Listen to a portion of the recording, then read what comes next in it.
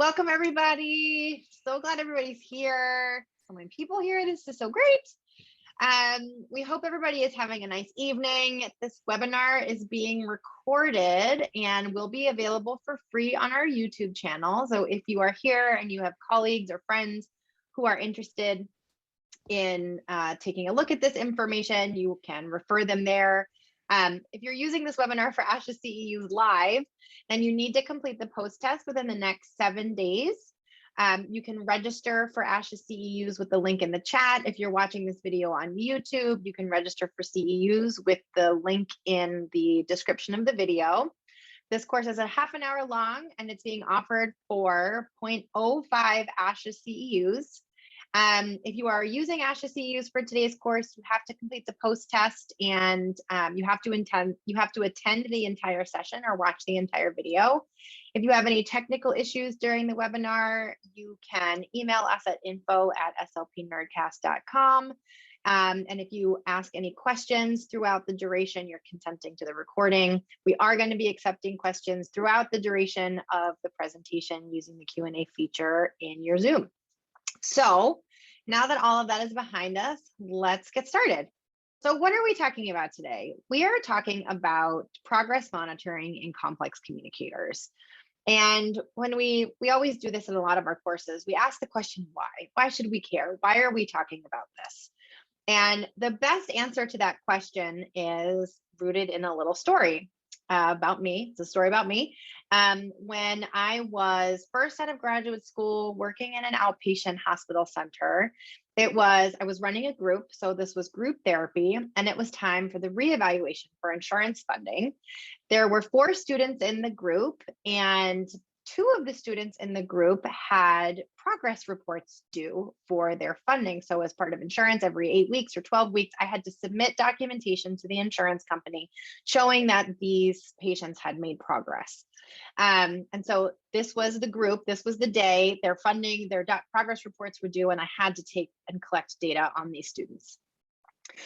I got into the room, I set up my therapy materials, I got everybody back into my therapy room, and the patients came into, the clients' kids came into the room, and one of them started playing with the blinds, 2 of them started hitting each other, and one of them was actively trying to rip up and destroy my therapy materials. And I was thinking, this is completely impossible. I was supposed to take data on individual progress for 2 out of the 4 children in the room, and there was just no way it was going to happen. And if you are attending this webinar, this scenario or a similar scenario might be somewhat familiar to you. We wanted to take a second to look at a couple of other examples. Imagine that you have a student or a client whose IEP or progress report for funding or goals are due in the next week, and you're scheduled to measure their progress today during the group therapy session that you're running. Maybe you're running this group because you're working on skills that make more sense to run in a group, or maybe you're running this group because your caseload is insanely high and you need to make sure that you see all of the students in a certain week. Either way, let's say that today your group looks like this. I want everybody to pay attention while we watch this little clip, the actions of the therapist in the video, her eye gaze, her engagement, her attention to the clients at the table. If she were required to take data during the session, imagine the difference. Imagine how this would look. Her eyes would be down in her clipboard. She'd be scratching things on a piece of paper or on a sticky note. The materials would look different. The overall engagement and quality of the therapy would be very different. Let's take another scenario that's very similar. Let's say you know that your student does best when they move around, when they're engaged in gross motor activities, and so you plan a therapy session like this because you want to capture them at their absolute best. And for everybody who's watching, please note how different this would look if the therapist was carrying around a clipboard, right? So not only do we have engagement differences, but there are activity barriers at play that would prevent this therapist from actually measuring and taking good quality data on the progress of her students simply because she was choosing an activity that set them up for their best. So progress monitoring is hard. Measuring progress without compromising the quality of our therapy and the connections with our clients is really, really difficult. And as SLPs, we're not given a lot of explicit training in different measurement strategies and techniques, but we are still bound by our code of ethics to effectively measure progress while also providing competent service. Most of us come out of graduate school thinking that progress monitoring is scratching pluses and minuses on a sticky note. At least that's what I used to think it was, or attempting to write down every single instance of a target behavior like I thought I had to do in the story that I told. But you combine this mindset with also a desire or a need to create fun and engaging therapy, and it just feels and sort of is impossible. It's a really, really delicate balance, and it's not reasonable to expect a clinician to have this skill mastered without specific training. Amy and I filled that gap with multiple postgraduate level classes on measurement. And as it turns out, there are many things you can do to improve your ability to measure progress without sacrificing the quality of your therapy. It is impossible to cover all of this in 1.5 hour course. But we're going to review a handful of the most effective and easily applied strategies in today's 1/2 hour course. And for those of you who want to do a deeper dive, registration for our SLP Masterclass on this exact topic opens tomorrow. This is being recorded in February of 2022. If you're watching this on YouTube, we typically open this class once or twice a year, so you can get on the wait list on our website. And if you're interested, you can email us and we can tell you more about that or stick around afterwards. First things first, a couple of ASHA required introductions and disclosures. My name is Kate Grambois. I'm the owner and founder of Grambois Therapy and Consulting and co-founder of SLP Nerdcast. I'm a member of ASHA SIG 12 and serve on the AAC advisory group for Massachusetts Advocates for Children. I have contributed content regarding data collection in AAC to a plural publishing textbook, to blogs, and as a speaker at local and national conferences. I'm also a member of a variety of behavior analytic professional organizations, as you can see in my non-financial disclosures on this slide. Amy? All right, Amy, that's me. My financial disclosures are that I am an employee of a public school system and I receive financial compensation as co-founder of SLP Nerdcast. My non-financial disclosures are that I am certified and licensed SLP. I'm a member of ASHA SIG 12, and I serve on the AAC advisory group for Massachusetts Advocates for Children. I'm also licensed by the Massachusetts Department of Elementary and Secondary Education, and I've contributed content regarding data collection and AAC to a plural publishing textbook, to blogs, and as a speaker at local and national conferences. Hooray. Okay, so we're going to spend the bulk of our time today going through actual strategies you can use to improve your progress monitoring and goal writing skills. Between the two of us, we've spent over 30 years as SLPs learning how to make goal writing and data collection work for us instead of against us. And today we're going to share a little bit of information about progress monitoring, goal writing, and data collection, how those concepts interact with each other, how they interact with our ASHA Code of Ethics, and how they interact with evidence-based practice. We're then going to spend the second half of our conversation going through some of the foundational skills and areas of goal writing and progress monitoring that we feel are the most helpful for clinical application. So when we talk about progress monitoring, Amy, what are we talking about? So yeah, let's zoom out a bit and remember that when we're collecting data to answer questions.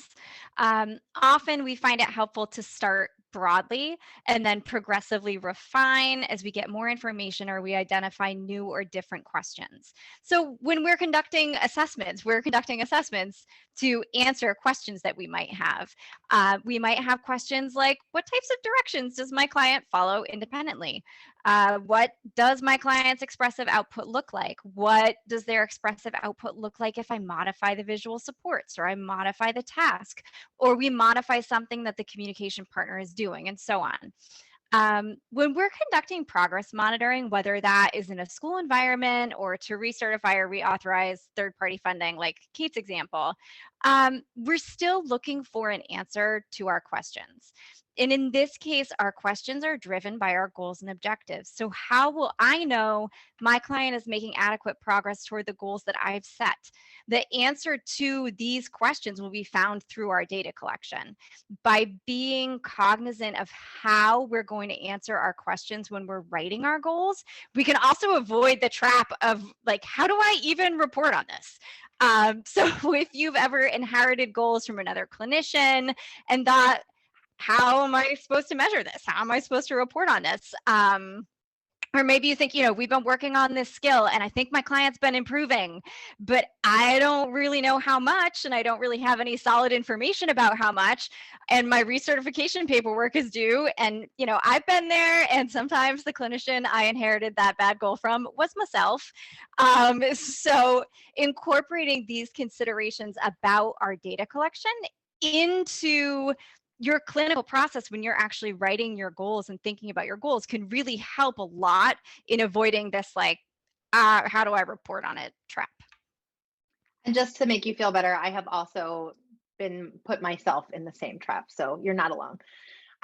So let's quickly think about how these concepts relate to evidence and ethics.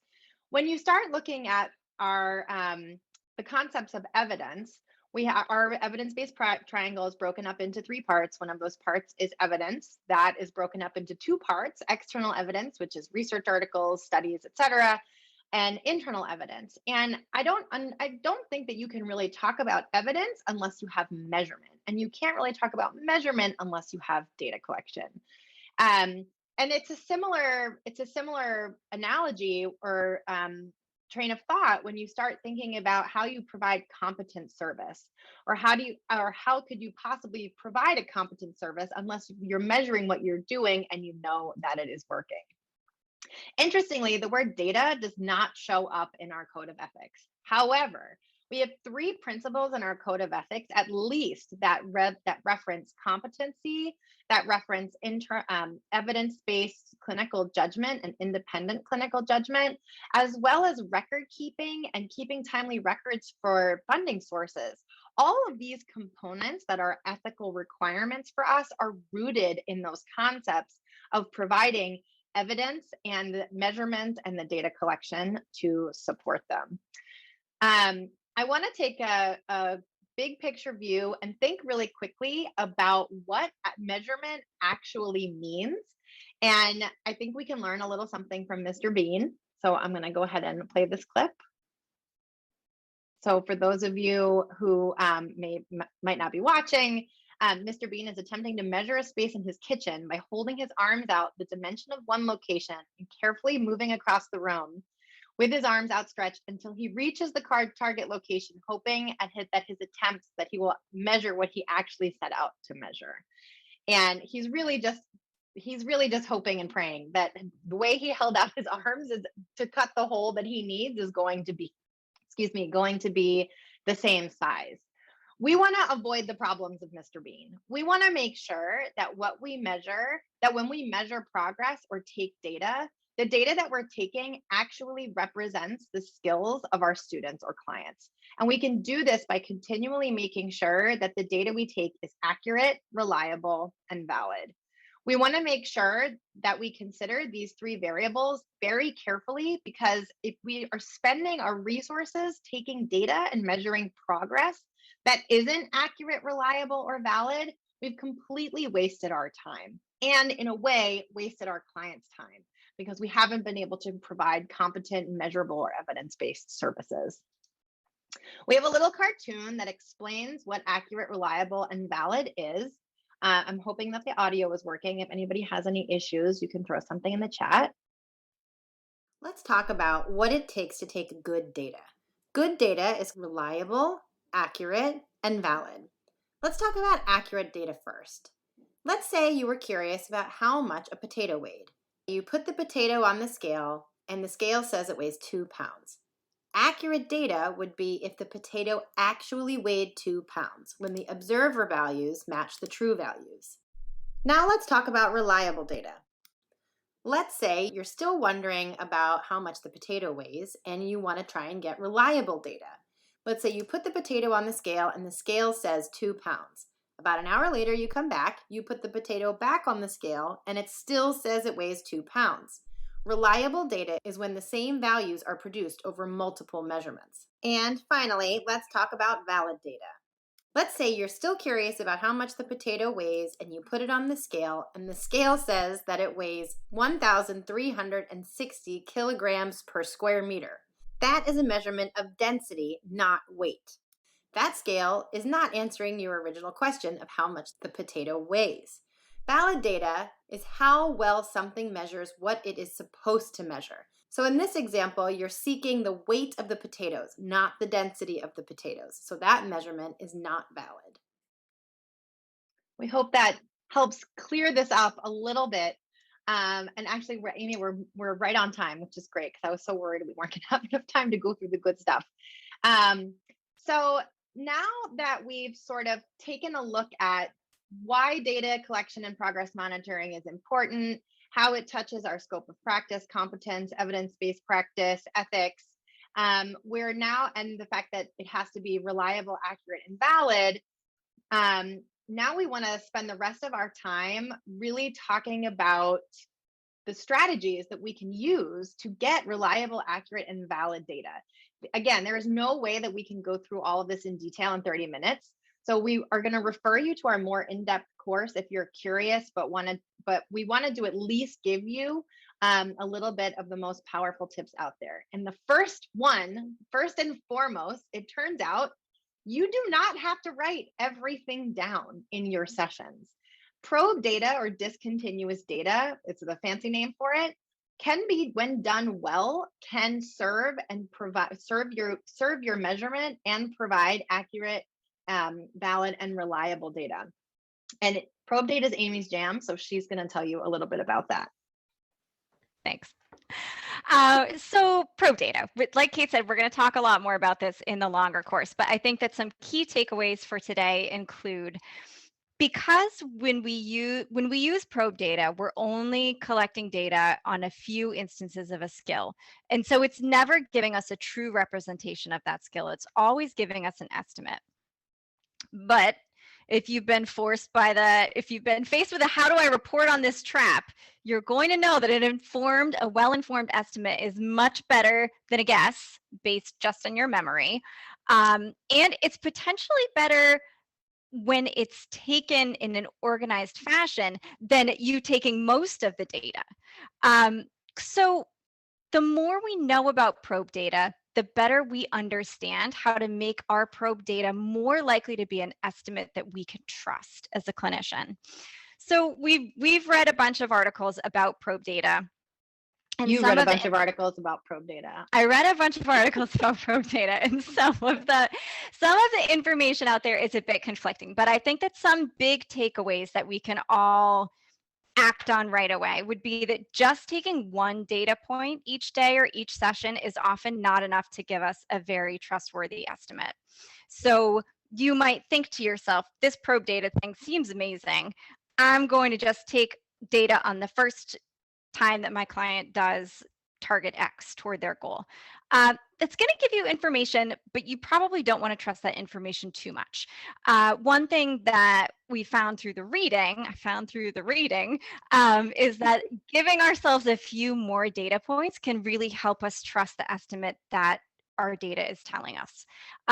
We also want to collect that smaller number of data points in an organized manner. So perhaps you're always selecting the first 3 times you target a skill, or the first 3 times your student takes a turn in their small group. So making sure that we're consistent about the way that we're collecting that probe data. Another thing that can really help us, depending, again, on the question that we're trying to answer, could be coding the data that we collect. So perhaps instead of doing an plus minus incorrect correct, we might code the level of prompting, because maybe the question we want to answer isn't about accuracy. What we really want to know, particularly with a more complex communicator, could be, are they doing things with more independence? Are they doing things with more independence in this new and different and more complex environment? So we might decide, I'm going to collect data the first 3 times something happens, and I'm going to code it using this system so that I can track degree of independence over time. Maybe I want to code something about the client's learning environment, and I want to answer a question about, is my client able to do this skill that they can do with me in this kind of optimized learning environment in a more complex environment? So asking ourselves these questions when we're constructing our goals is going to help us figure out what types of data we're going to collect. Every client is an individual, and when we're considering how much data is the right amount to use for a client, we should consider running our own miniature experiments. So that might look like collecting a bit more data than you actually want to collect, and then looking to see, okay, so what would have happened over time if I just looked at the first 3 times my client did that? What kind of estimate would that give me? What if I looked at the first 5 times? So you're really dialing in for your individual client and the specific skill, how much data is going to give you a pretty trustworthy estimate. And like Kate said, we talk a fair amount about this because this can be a game changer when we're thinking about how much data we have to collect in our sessions. Yes, I totally agree. And Amy, I know you're going to tell us more about other discontinuous methods, but probe data really is, for me, when we were looking over the contents of our course, that one of the number one ways to really be able to solve this problem. But go on, tell us more about interval recording. All right, so a little bit more. There are other things that we can do as well as clinicians. And I think, for me, I went to grad school way back, so maybe things have changed a bit, but I certainly came out writing a lot of my goals to be that 80% accurate across 3 consecutive sessions criteria, even when that was sort of a mismatch with the question I actually wanted to answer. And sometimes I would write my goal so that I was asking a question that wasn't even really the question I wanted to ask, because that was the format that I thought that I had to use to collect the data to do my progress reporting. You don't have to write everything down to get data that's accurate, reliable, and valid. We talked a bit about probe data, but interval recording is another option. In interval recording, you divide a session into timed intervals. So that might be every 10 seconds or every 1 minute. And you're just making a tally mark of whether or not whatever you're looking for happened during that interval. There are a lot of different types of interval recording that we have listed on this slide. We're not going to go in depth into those today because we just don't have time. But these slides are available for download. There's some references that can give you a little bit more information. This can be awesome when you're looking at skills in a bigger environment as well. Particularly, interval recording can really, really, really be your friend. Totally agree. All right. So just like probe data, good reminder that interval data is also giving you an estimate of the actual data. So we're going to learn more about which types of interval data are more likely to under or overestimate the true occurrence of a target skill, and how that might help you decide which type of interval recording you might want to use in the longer course. And I think remembering that really when you're an active clinician, you're not just going in and doing an observation as part of an assessment or something like that, we're very rarely, if ever, getting a true representation of a client's actual demonstration of a skill. So don't be scared off by these methods that give us an estimate. I also just want to point out there's a typo on this slide, that it's qualitative data and quantitative data that are supposed to be holding hands and better together. An important distinction. And then one of our last suggestions related to data collection is technology. Aim, tell us a little bit about that. Yeah, and just like in AAC, technology can mean all sorts of things, right?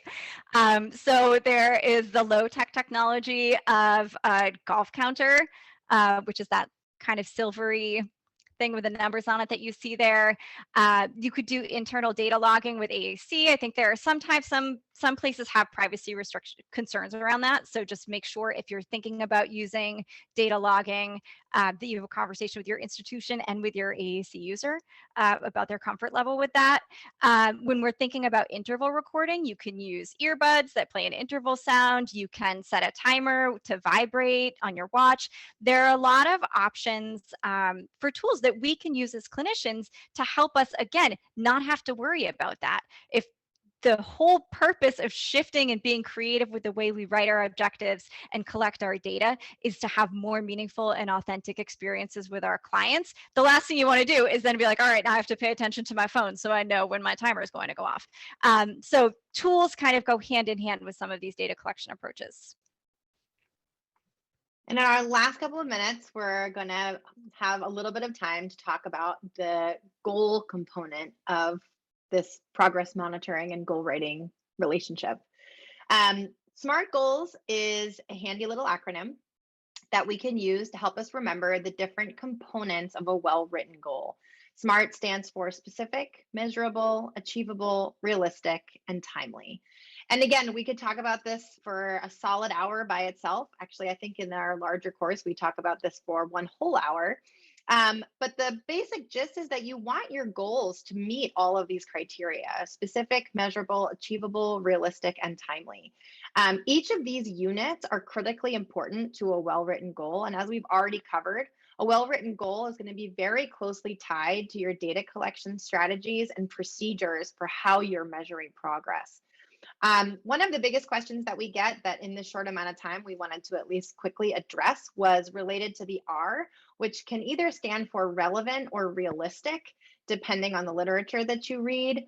For complex communicators, this is really where you start thinking about targets. So one of the questions that we get asked often is, how do I choose what targets to work on in my goals? And what you want to think about is target skills that are relevant or realistic.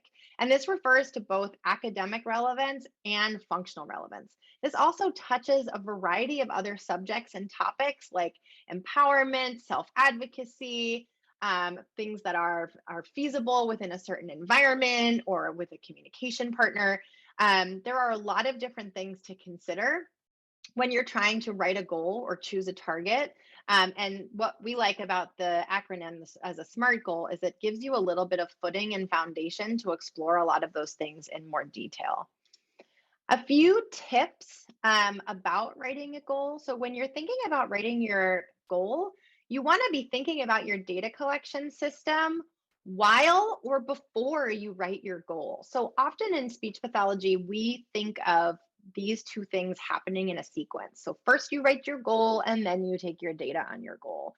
But the relationship between these two things is much more complex and relational. And again, you want to, and as Amy said, we've all inherited a goal from someone that was either really difficult to measure or difficult to carry out. I've inherited goals from myself, as Amy said as well. And when you're doing some forward thinking, you want to be considering all of those data collection barriers and strategies as you're writing the goal so that those two processes complement each other and work in tandem with each other. You want to consider who is measuring the progress. Is it a teacher? Is it you? Is it a paraprofessional in the classroom? The different levels of skill needed to actually measure progress will really need to be considered while you're writing the goal, because writing a goal that someone can't measure or can't carry out or requires a lot of training or would benefit from a lot of training that you don't have time to give would be a really big barrier and could potentially lead to you creating a poorly formed goal with an unfeasible data collection system. You also want to consider the environment. So are you thinking about a skill that's in a busy classroom or in a quiet space or with a group of partners or an individual partner? There are a lot of different perspectives, and in our more robust course, we talk a lot about this, particularly as it relates to the SET framework, which is a framework for AAC that once you think of, you can't unthink it. So there are a lot of different ways and a lot of different perspectives for how to support your goals, but these are just some key components for you to consider. And lastly, before we move into questions, just one quick word on goal banks. So goal banks are often advertised and purported as a solution to this problem. And there are a lot of us, and I bring this up all the time on our podcast. I have a colleague who in her former job had a caseload of 140 students. And that poor woman was doing more than crying in her car, I can tell you that. And in those situations, sometimes goal banks might have to be the way that you move forward with writing goals for your more complex students. A word to the wise: if you do use them, if you feel that you need to use them or you want to use them, make sure you customize them to your student. Goal banks are not intended to be a black and white catch-all for how to just pick a goal and match it to a student. Our goal writing really does need to be customized to the student across all of those variables: communication partner, environment, data collection system.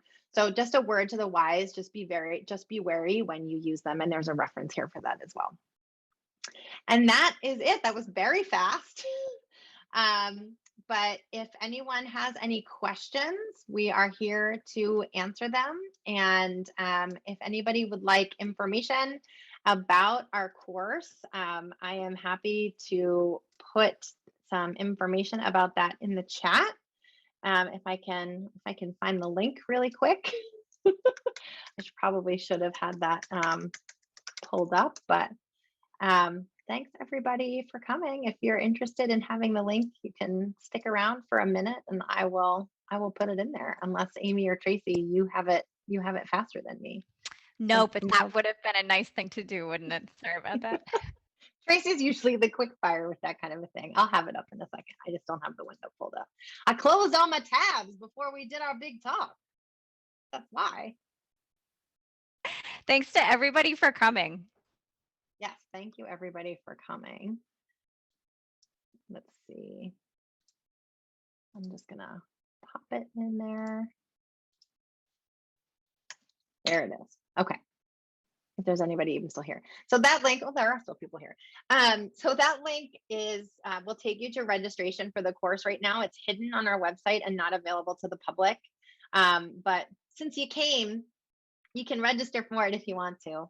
Registration opens tomorrow and there are 30 seats available, only 30 seats. And it's offered for 1.55 ASHA CEUs and 1 graduate level credit, with the option for 1 graduate level credit through our partnership with Fitchburg State University. So if you are interested, we would love to have you. It doesn't look like anybody has any questions, Aim. No, it doesn't. Do you want to scroll down to the references just in case anyone wants to screenshot? Oh, yeah. Sorry. Yes. I mean, there's references. And if you did attend for ASHA CEUs, the handout is available for download, just for anybody who's still here. There's one more. One more. Oh yeah, sorry. It's just our EVP triangle slide. It's good stuff. Sorry. All right. Well, thanks everybody. Thank you for coming.